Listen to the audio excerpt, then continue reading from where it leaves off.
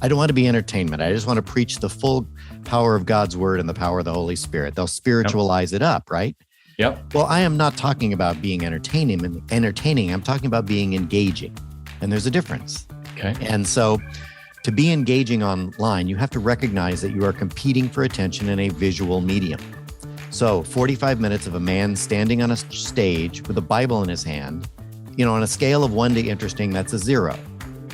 So you don't have to turn it up to, Super Bowl halftime show, but you do have to get it up to at least a 2 or a 3. So I talk to pastors about the first 3 seconds.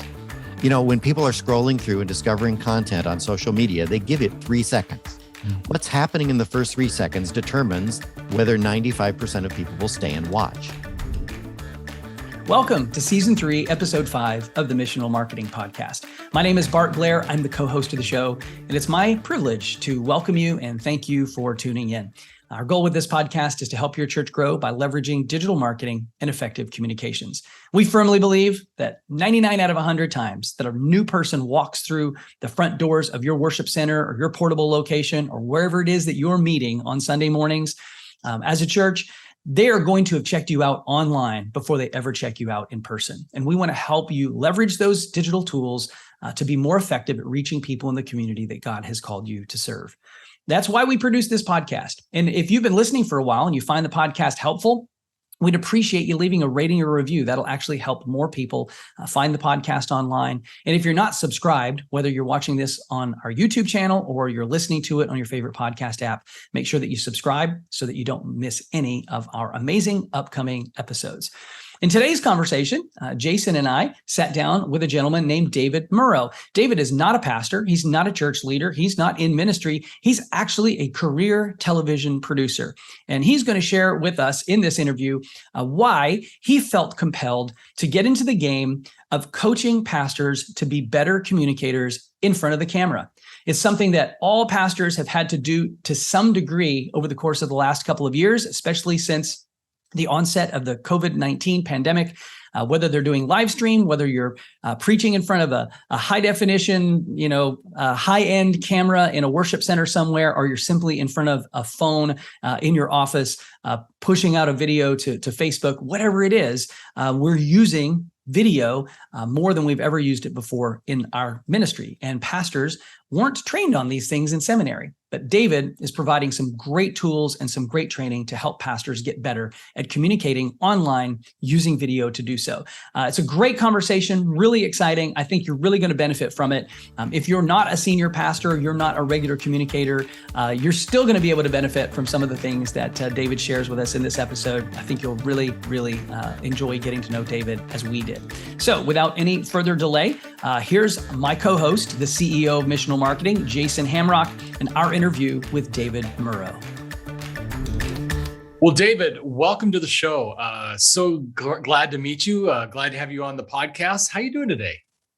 Well, I am great. And I'm really excited to be talking to you today about online preaching. Yeah. So tell us where you're talking to us from. Where are you right now? Beautiful Anchorage, Alaska, where it's a summer day. So we know nothing but wonderful here in the summer. Love that. Love that. So, this will be a first for us, right? I don't think we've ever had any guests from Alaska. Yeah, 18 hours of sunlight today. Okay. Wow. All right. Yeah. So all our listeners, you can deal with that. Well, so glad to have you. I'm really excited about this conversation. I'm passionate about this conversation, but tell our listeners a little bit about your story and kind of your ministry background and what you've been up to. Well, I'm probably the least likely person on earth to be teaching pastors how to be better online communicators. I'm not a pastor myself. I'm not a professor or a theologian. I don't speak any Greek or Hebrew. I've never been to seminary. I'm a television producer by trade. And a few years ago, I noticed I did a little demographic survey of my church, and I realized there was way more women than men involved.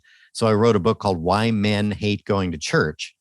And then that book kind of rocketed me into the upper tier of Christian authors, and I've been writing ever since. But in the last few years, especially in the wake of the pandemic, I have realized that many pastors are failing to reach their online audiences. They're working very hard to post their sermons online, and they did heroic work during the pandemic. to get online, but they are still using the same techniques that they always used when they had the attention monopoly, when they had people essentially zip tied to their chairs and couldn't move. And so they're doing the same, slow intros, the same 40, 45-minute monologue talks, no visuals.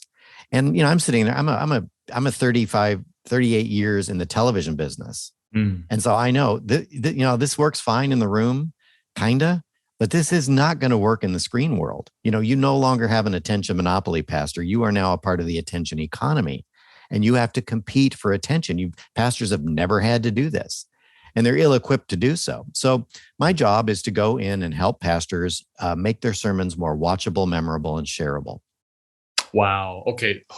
There's a lot to unpack here right now. So this is what I'm passionate about, because you are so right. Even if we, some churches will say, we wish it was like the old days, right? Before COVID. I'm going, wait a minute. You want to go back to the normal person attending 1.5 times a month? You called that success, And so you got them online to start watching every week because that's what they would do because it was convenient. So talk to me about, what does that look like? I mean, you just made a really big statement about pastors, they're just kind of in uncharted territory, waters they never swam in. They've got to produce something that's more, TV-like, that grabs your attention and holds your attention. How do they do that on an online platform? Well, first of all, I think a lot of pastors excuse themselves because they associate that with entertainment. I don't want to be entertainment. I just want to preach the full power of God's word and the power of the Holy Spirit. They'll spiritualize it up, right? Yep. Well, I am not talking about being entertaining. I'm talking about being engaging. And there's a difference. Okay. And so to be engaging online, you have to recognize that you are competing for attention in a visual medium. So 45 minutes of a man standing on a stage with a Bible in his hand, on a scale of 1 to interesting, that's a 0. So you don't have to turn it up to, Super Bowl halftime show, but you do have to get it up to at least a 2 or a 3. So I talk to pastors about the first 3 seconds. When people are scrolling through and discovering content on social media, they give it 3 seconds. What's happening in the first 3 seconds determines whether 95% of people will stay and watch. So, pastor, what are you doing in the first 3 seconds of your message? Are you just kind of leisurely walking up to the pulpit? Are you finding a passage in the Bible? Are you greeting your campuses? Or are you standing out there with an object that says, this apple represents, or, are you doing what they do on TikTok, what they're doing on YouTube to immediately capture attention? And again, that's not compromising the gospel. That's simply presenting the gospel in a way that the medium demands.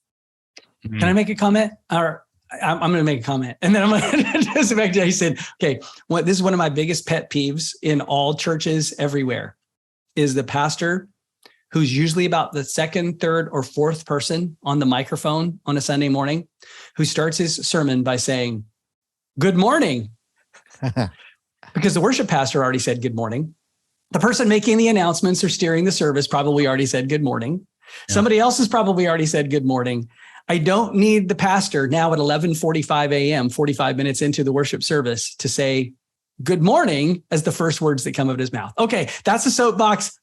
I have been sitting on that for years, and now I actually had an opportunity to share it so all the world could hear what I wanted to say about that. Jason, did you have any follow-up questions for Dana? Wait a minute. I just wanted to get on my soapbox. Jason, hang on. I've got a term that explains exactly what you're talking about.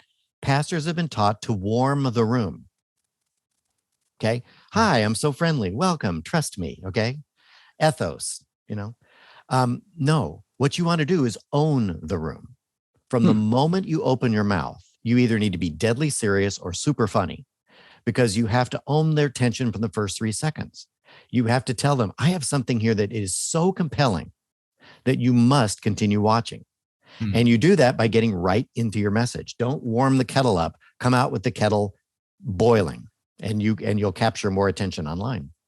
It reminds me of, here's what's kind of cool about this is when you're in the room, they're sort of captive. Like you said, they're tied to the chair. They're zip tied to their chairs. Yeah. People can get up and leave, but you got them for your 30 minutes. Yeah. Online, you don't have that luxury. So you got to start fast. It reminds me of a church that I know back in Ohio where they show like the first 5 seconds is something super dramatic. And what what happened was this pastor was talking about when Jesus walked into the temple and he was flipping over the tables. So the first 5 seconds was this pastor flipping over tables in kind of like slow motion, but you saw stuff flying. You're like, what is he doing?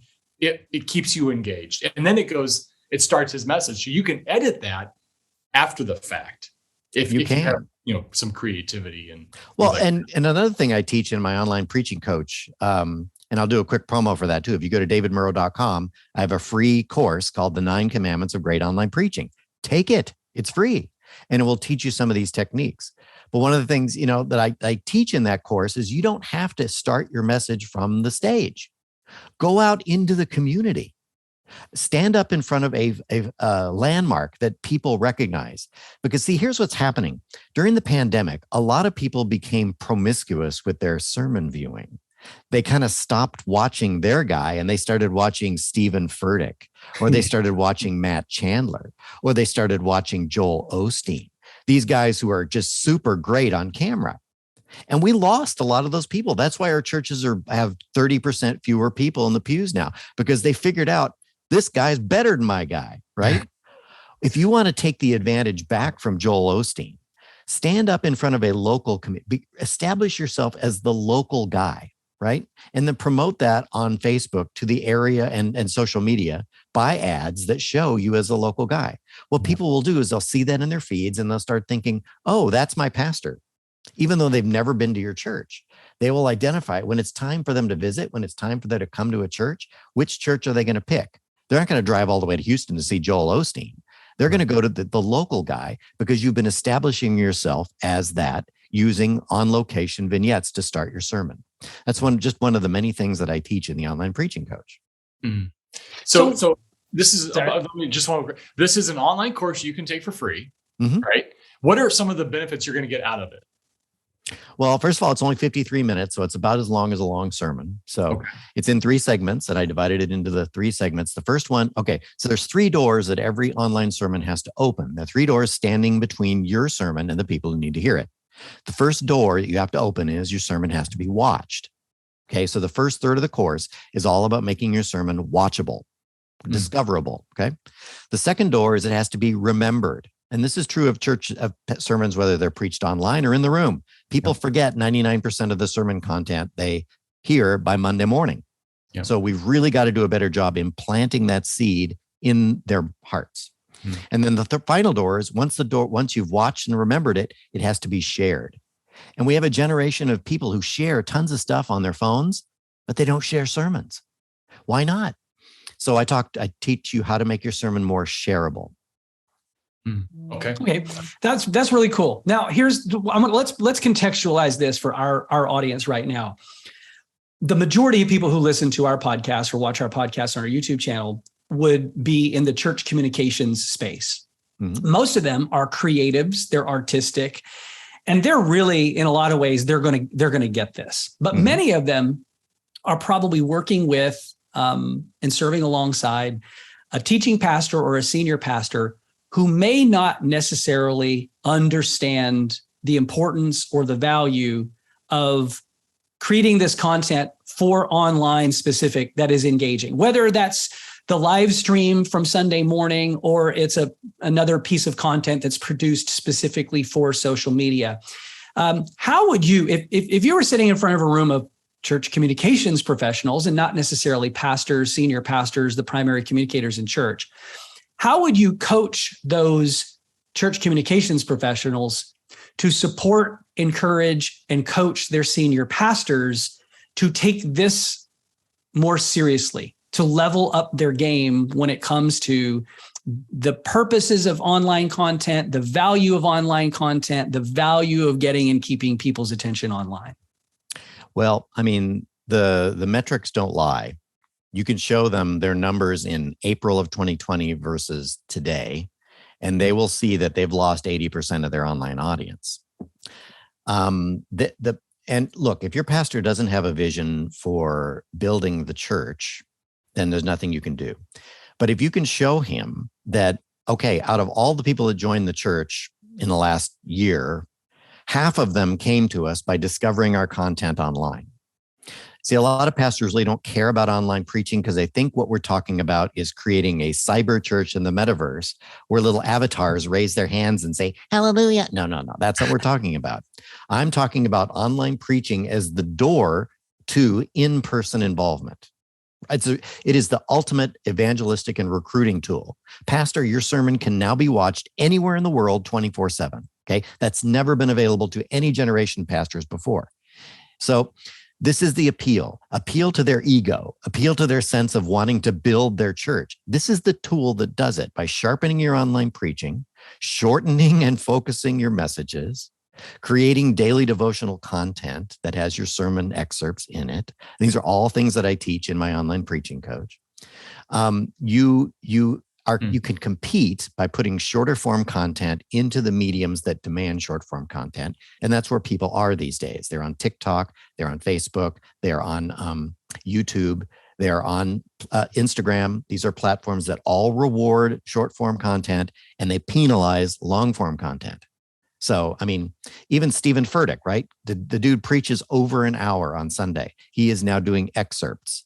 It's 15 minutes on YouTube, and he does 1-minute excerpts in his daily video devotions. Now, why does Stephen Furtick do this? Because he realizes if he puts hour-long sermons on Instagram, nobody's going to watch them. Right. So this is the wave of the future, Pastor. Let's get with this. Let's win our community to Christ, and let's fill this sanctuary again by recruiting with great online sermons. I want to take a moment to thank you for tuning in to the Missional Marketing Podcast.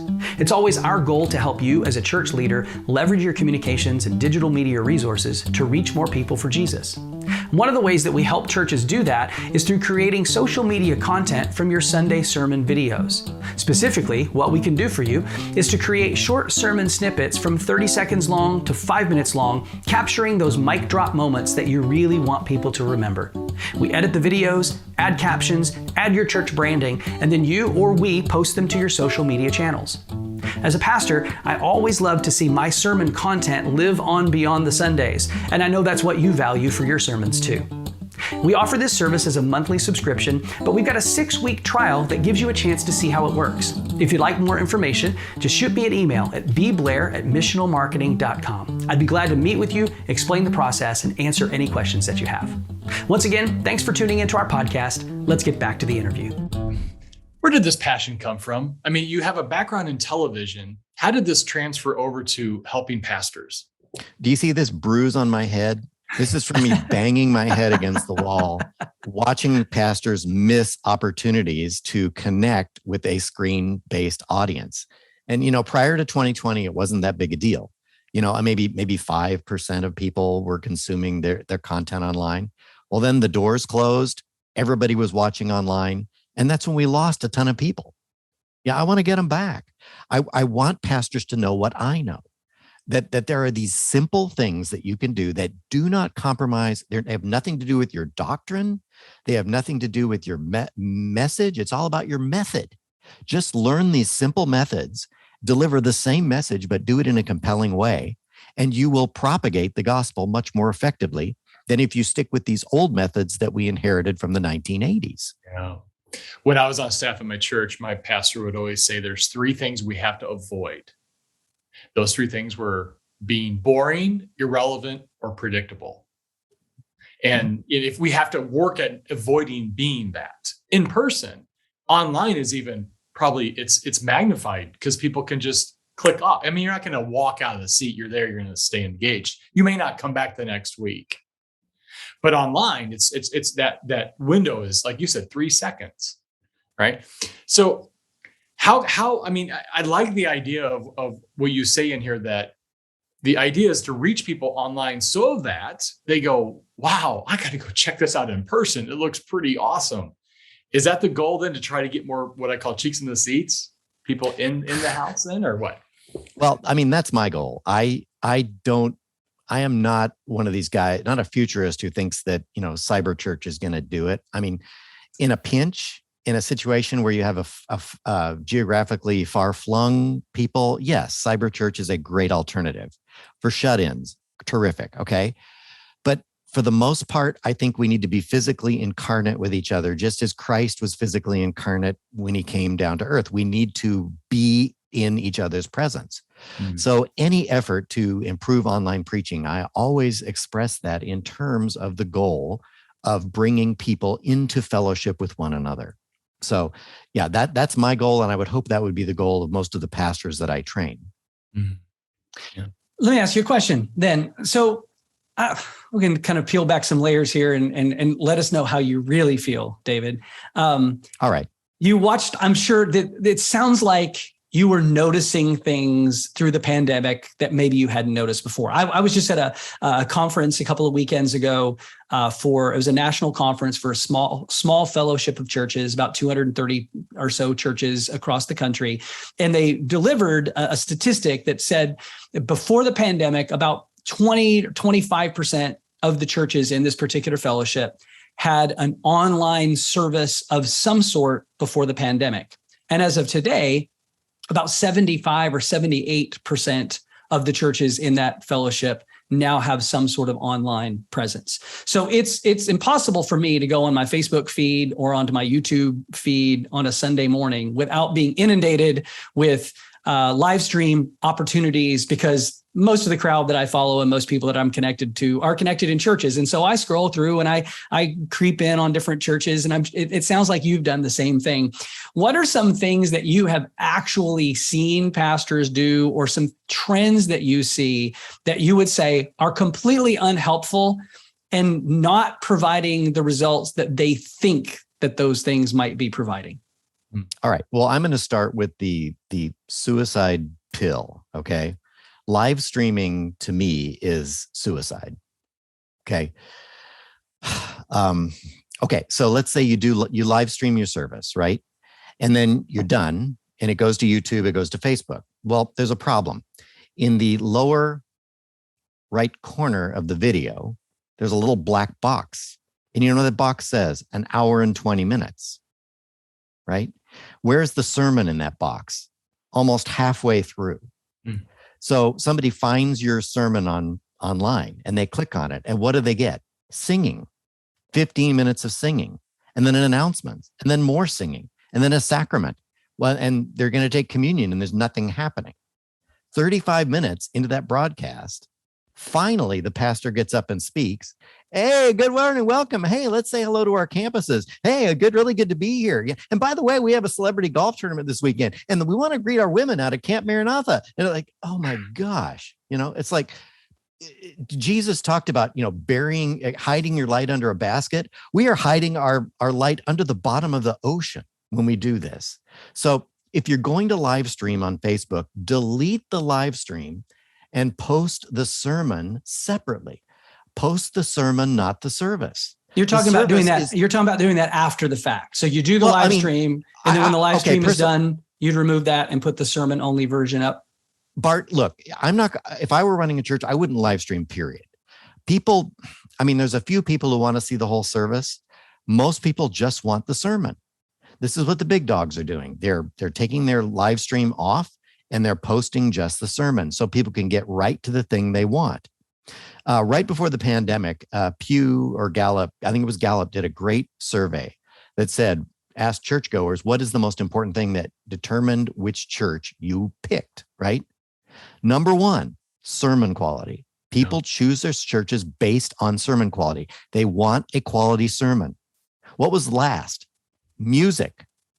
People don't care about the music. They don't care about the smoke machine. They don't care about the lights. We put all this effort into this big, what I call the praise-gasm, and people don't care. They don't care. So why would you put all that music ahead of your sermon and bury your sermon in the middle of your live stream? Whew, there's my sermon. Go ahead. I actually, my wife and I are getting ready to move here in a few weeks, and I'm not going to say where we're moving to because it would expose the church, but I was watching the live stream of a church in the community that we're moving to.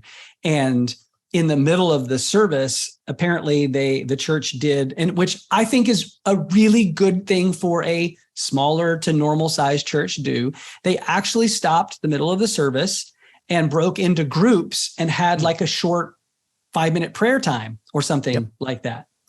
But they had the whole thing on the live stream. And what you were watching on the stage was the worship band all put their instruments down and they all gathered and they stood in a circle in the middle of the stage. And for 5 minutes, you watched that group of people pray. You couldn't hear what they were saying. You couldn't hear anything. And so I'm watching that and I'm thinking, if I didn't know this church and I'm just scrolling through my Facebook feed or my social media feed and I see this, I'm not going to have any idea what to do with that. And it might get my attention for a second, but it's certainly not going to keep my attention while I'm scrolling through my feed. I thought it was an odd choice.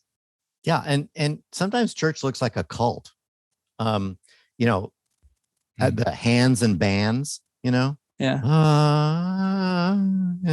It doesn't look good on TV. Okay. So if I'm a pastor, I'm not even going to live stream my service.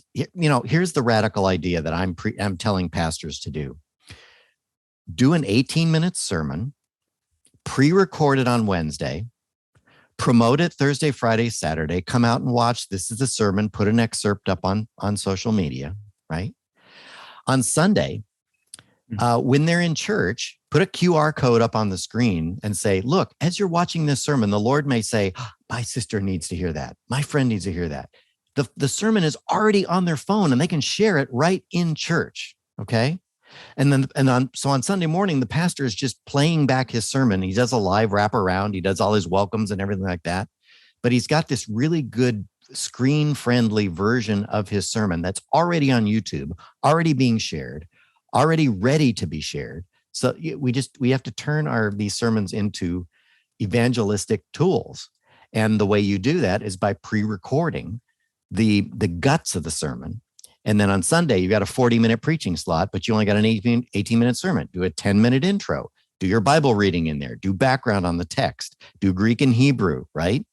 And then when the sermon is over, come back up and do your time of response. Hey, you need to receive Jesus. Or would you like to join a Bible study about this? Or whatever. But we could do this so much more artfully and really reach multiple audiences if we were willing to not think of the sermon as this monolithic talk that is given from a stage once a week and then tossed aside in favor of the next sermon. Sermons need to be durable. The content needs to be shortened and delivered in multiple media. And so this is my message. If we are going to reach the next generation, we have to speak to them using the media they are paying attention to.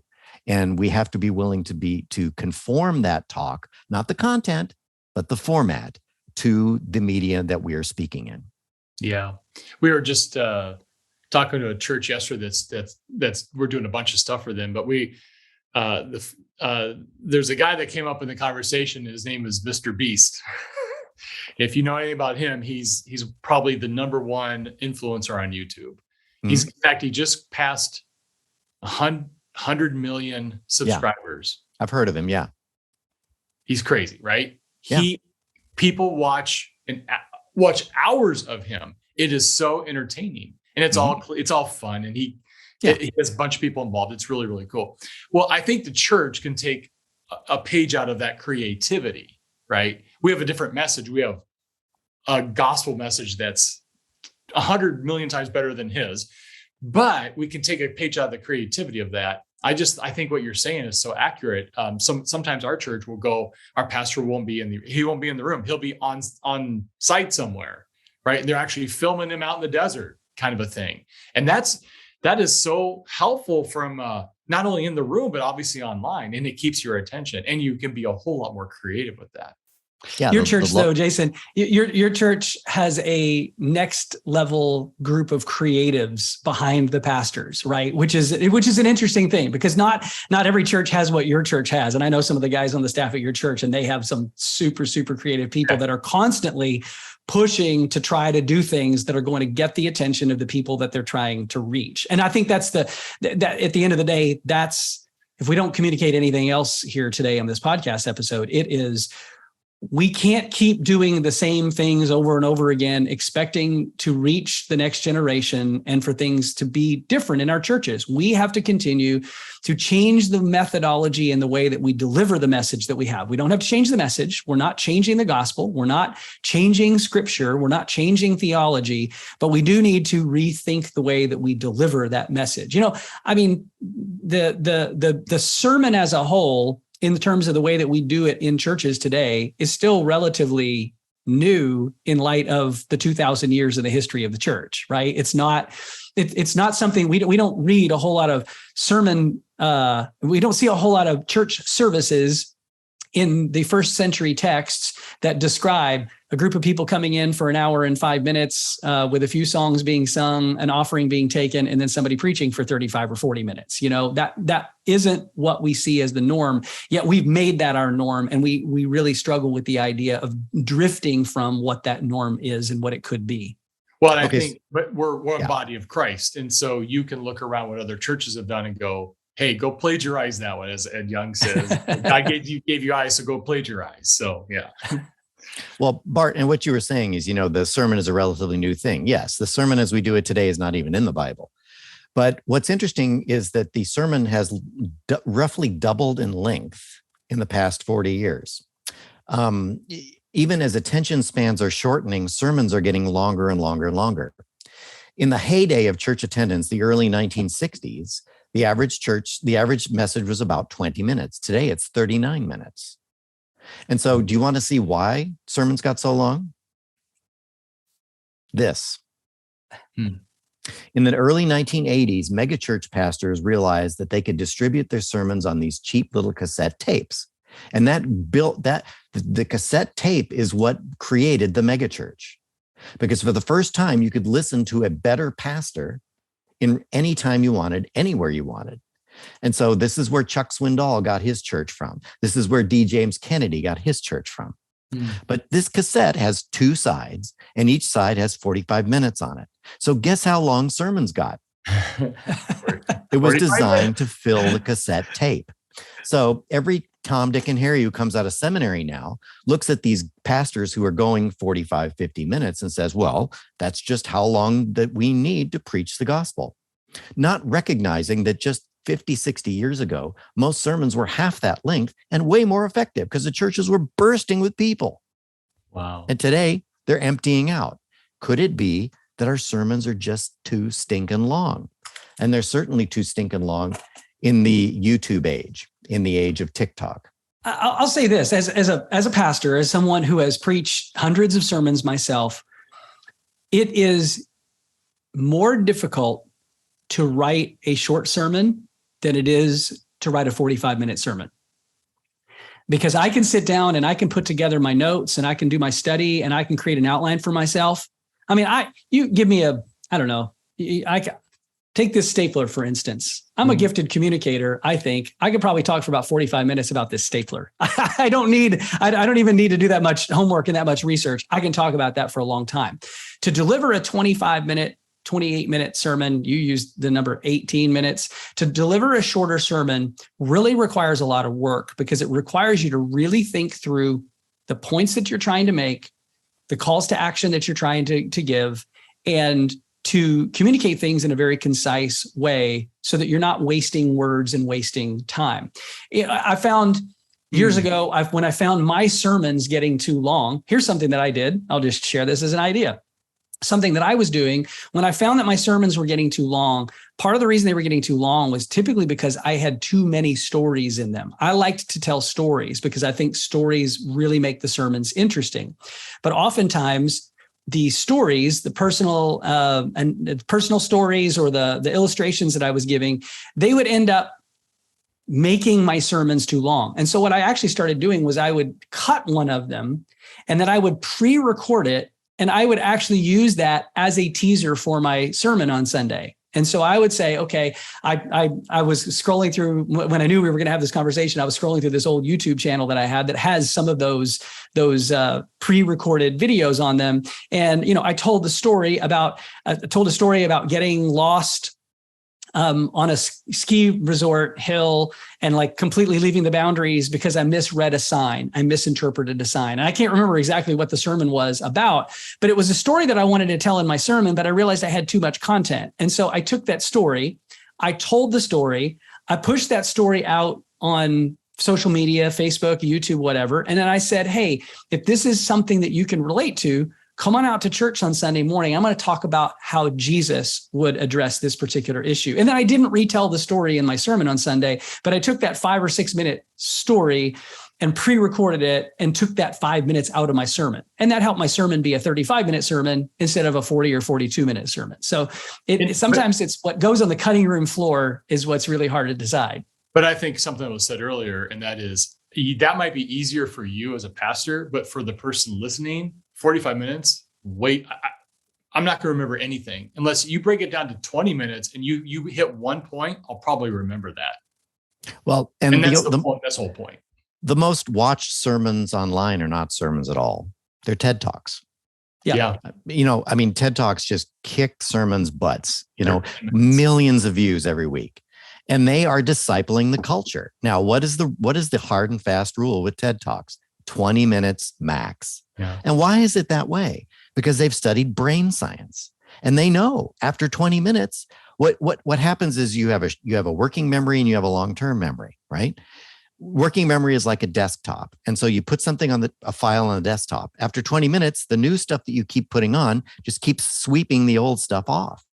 And none of it goes into the file cabinet. None of it goes into the long-term memory. So we're doing ourselves a disservice when we do multi-point sermons, especially when those multi-point sermons go more than 20 minutes. Now, one of the things I tell my pastors is you should preach longer, but your sermons should be shorter. And they're like, what?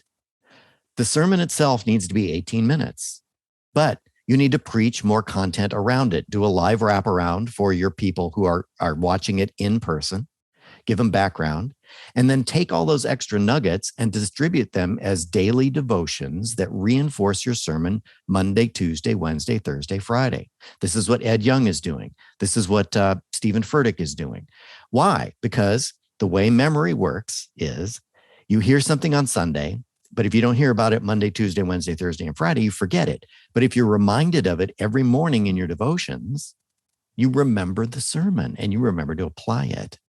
So it's called file retrieve. It's how our memory works.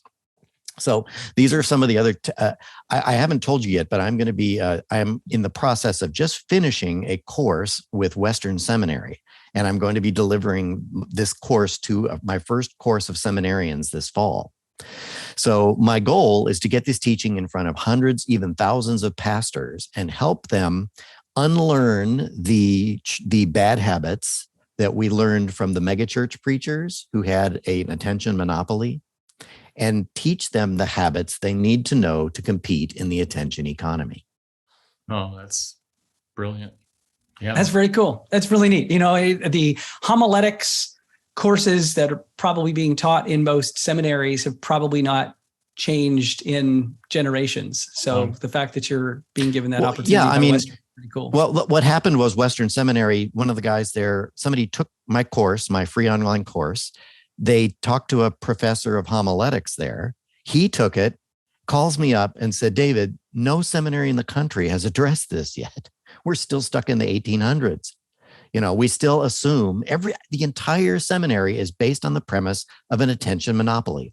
All the preparation we do assumes that the pastor will have the audience's undivided attention for however long he wants to speak.